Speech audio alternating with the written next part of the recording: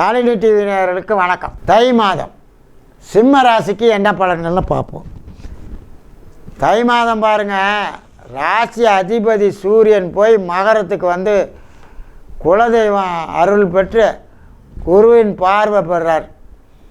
இந்த மாதம் பாருங்கள், பொதுவாக ராசி அதிபதியை குரு பார்க்குறதுங்கிறது பெரிய யோகங்க.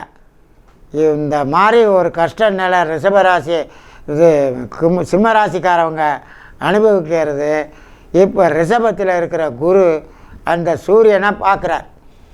அப்போ நமக்கு ராசி அதிபதியை சூரியன் பார்க்கும்போது சகலத்திலும் வெற்றி கிடைக்குங்க. பொதுவாக இந்த மாதம் கவலைக்கு முற்றுப்புள்ளி வைக்க போகிறோம்.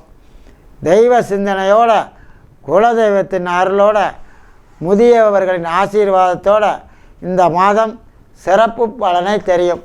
6ல் இருக்கிற சூரியன், குலதெய்வம் அருள் கிடைக்கும். குலதெய்வம் போயிட்டு வாங்க. முதியவர்களுக்கு ஏதாவது நன்மைகள் செய்யுங்க, ஏதாவது உதவி பண்ணுங்கள், ஹேண்டிகாப்டுக்கு உதவி பண்ணுங்கள்.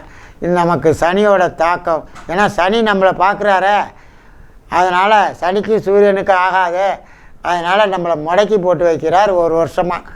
ஆகையினால் இந்த மாதம் குலதெய்வம் கோயிலுக்கு போகிறது, முதியவர்களை கவனிக்கிறது, ஹேண்டிகாப்டுகளுக்கு உதவி செய்கிறது, இந்த வேலையெல்லாம் செஞ்சு சிம்ம ராசிக்கு இந்த தை மாதத்தை வெற்றி மாதமாக நடக்குங்க.